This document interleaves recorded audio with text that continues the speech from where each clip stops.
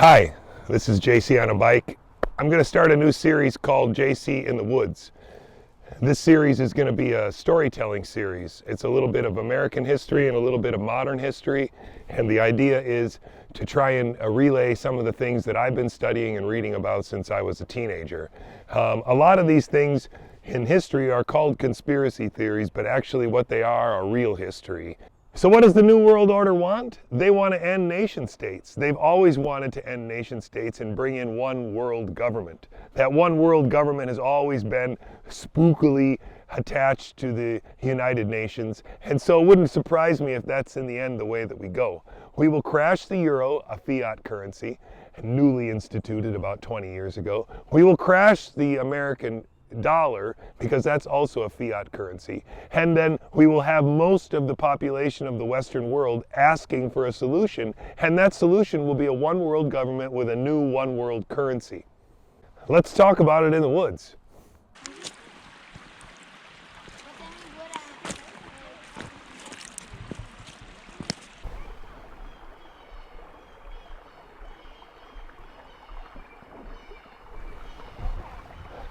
So I want to tell you this story about my roommate, the conspiracy theorist.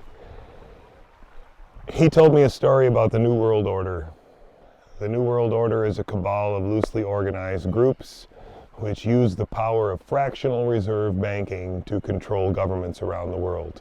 Fractional reserve banking is the idea that a bank only needs to have X amount of money in its vaults in order to loan out X times 10 amount of money to people and charge interest. If you're not familiar with how fractional reserve banking works, I suggest you Google it before you watch the rest of this film, simply because the whole story that I'm about to tell you is based on the idea that governments around the world are controlled by fractional reserve banking. I want to tell you guys a story. And it's a story about a roommate of mine that I had in college in the early 90s. I graduated from high school in 1990. And so I met this guy in Chicago when I went to university there. And this guy was already a very big conspiracy theorist at 18 years old.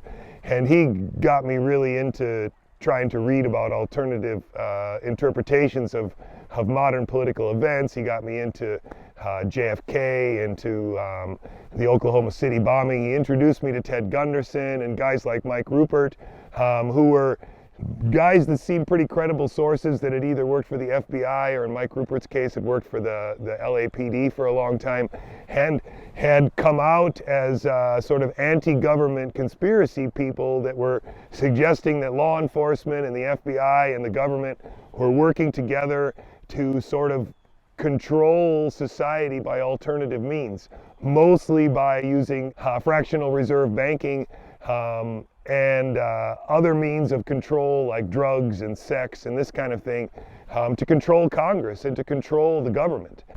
Where this story begins is with things like the Bilderberg Group and the Bohemian Grove. These kinds of conspiracy theories that revolved around a pyramid of groups that a lot of times ended with the Illuminati at the top. But these groups, the Council on Foreign Relations, the Trilateral Commission, these groups exist, and they exist in some sort of organizational structure, which has for a long time been documented by a number of different people in a number of different books. And these have always been labeled as kind of crazy. But the interesting thing is, and through all of these conspiracy theories, it's a cabal of people that are controlling the left and the right. And so all the conspiracy theories that I knew when I was younger, and including the one that this roommate of mine told me about, were conspiracy theories that involved a group of people controlling the left and the right. And so conspiracy theorists were outside of the dichotomy that was the functioning, United States government theater that we all are sort of bamboozled by at the moment. All of these things get me thinking about, what would my old roommate have said was going on right now if he were experiencing the coronavirus quarantine. And I think it has to come back to the NWO. What is the New World Order? What was the New World Order? And by the New World Order, we're talking about the thing that George H.W. Bush spoke about in front of the United Nations way back when. It might have been 1996 already.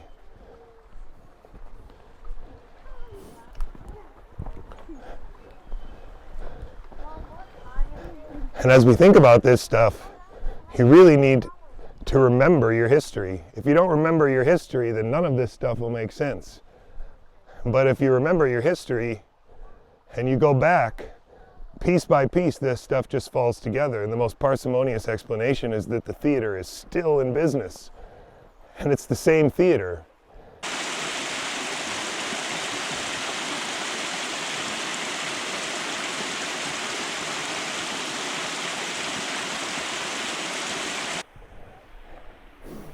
Now you can go back 20 or 40 years and find books which talk about the step-by-step process by which they were going to introduce the New World Order.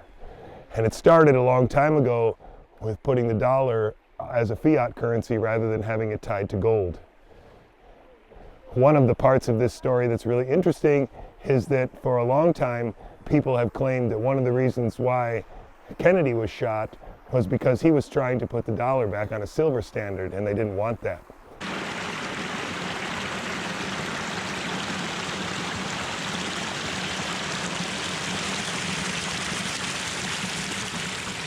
Anyway, the point is that back in the 90s, they were telling all kinds of stories about how this cabal of rich people, connected people, were controlling governments using a combination of pedophilia, sex, drugs, and money, and that through bribery and blackmail, most of the US Congress was controlled.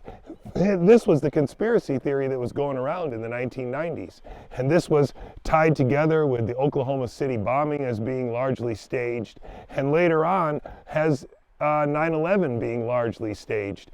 A number of people don't know some of those details about 9/11 that still strike us all as odd to this day because we don't talk about them anymore.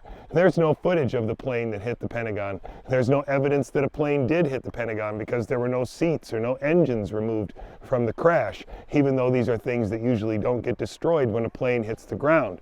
And furthermore, there was this Building 7 problem that no one ever really talks about anymore, but Building 7 is one of the best examples of a part of a story that gets eliminated the moment that it doesn't really jive with the intended narrative.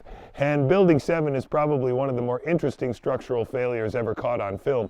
So if you haven't seen it, Google it, it's really fun. If you're not really familiar with the 9/11 conspiracy theories, I'm not really going to rehash those here. But if you want to get started with it, you want to look for the plane at the Pentagon, and you want to look for what happened with Building 7. Most of the current accounts of 9/11 don't really talk about Building 7 anymore, and Building 7 is the one where really the laws of physics are broken. If you want to search it, specifically look for the size of the steel beams that were used in that building and why they were used, and what was underneath that building and why that building was so strongly built. Like it or not, the effects of 9/11 were a very big boon for all of those industries that Eisenhower warned us about all those years ago.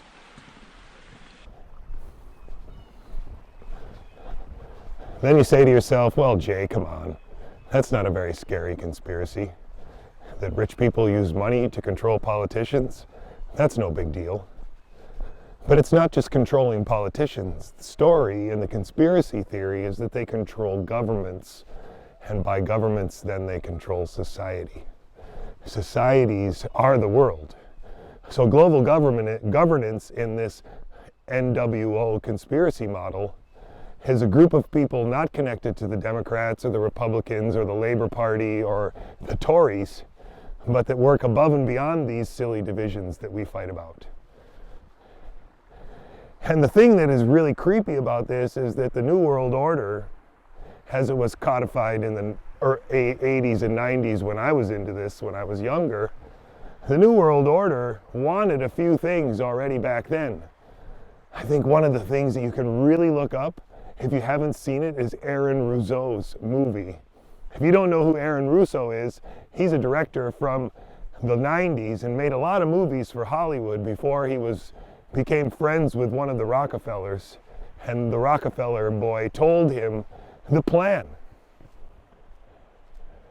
And that plan is to chip us all, to get rid of cash and to have us have a chip under our skin that is our identification chip that also has our money on it, with the idea that if they wanted to make us drop out of society, if they wanted to turn us off, they could. This is in that movie. I can't remember what it's called. America. I'm flashing it up on the screen now because, of course, I looked it up before I posted this video. And coronavirus easily fits into this narrative. It's one of the things that was suggested already 10 years ago as a method of ushering in the last two bits of the New World Order. And the last two bits of the New World Order are the craziest ones. The last two bits are a cashless economy. And of course they want to get rid of end-to-end encryption. That's what the Earn It Act is. If you look up the Earn It Act right now, you will already find that Congress is working on it right now to get rid of end-to-end encryption on our phones so that they can read and monitor your messages all the time. But the other thing that the New World Order wants is a cashless economy, and they want to get rid of nation states. Whoa, whoa, whoa, whoa, wait.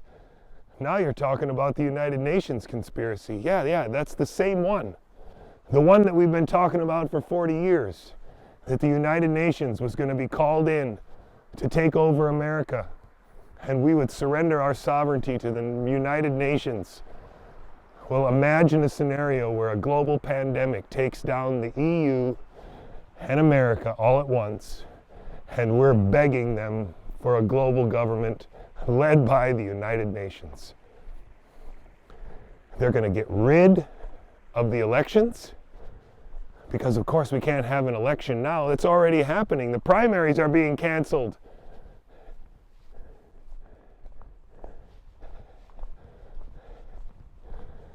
And so I think it started. I mean, what a wonderful, exciting time to be in America when this kind of stuff, when everything aligns so well with the history conspiracy theory that people have been telling for 40 or 80 years about how the Federal Reserve Bank is just actually a cabal of privately owned banks controlled by privately owned banks. And these private owners of our banks control all the world's governments with a combination of money, drugs, and women. Now, they've let out a nice, convenient biocontagion, and they are amplifying the panic of it as much as they possibly can. And we will be left with China and Russia against the rest of the world. If you don't think it's happening, just watch and make sure it doesn't. I hope it doesn't happen, but I'm telling you that's what they want to happen. They want to chip you. They want to put a chip in your hand so that they can scan you whenever they want to scan you, and your medical records will be there, your behavior records will be there. They will be able to track where you go, follow your movements, and turn off your money and contact with society whenever they want to. And that's their plan. That's the big scary part of the NWO. Now, if you don't think that's happening, then you don't have to worry about the coronavirus being a hoax. It's probably just a virus, and we need to be terrified. But what if it's not? What if this is a plan? What if this is the final stage of that plan? The plan that people have been talking about since the 50s and 60s. The plan that people have been talking about since Kennedy was shot. The plan that people have been talking about since the Oklahoma City bombing. The plan that people have been talking about since the League of Nations was instituted, followed by the United Nations. The plan that people have been talking about since the IMF was first instituted, and the World Bank. The plan that everybody's been talking about that originated with the Rothschilds. What if this plan is real? And what if the coronavirus is a part of it? That's the scary story of real human history.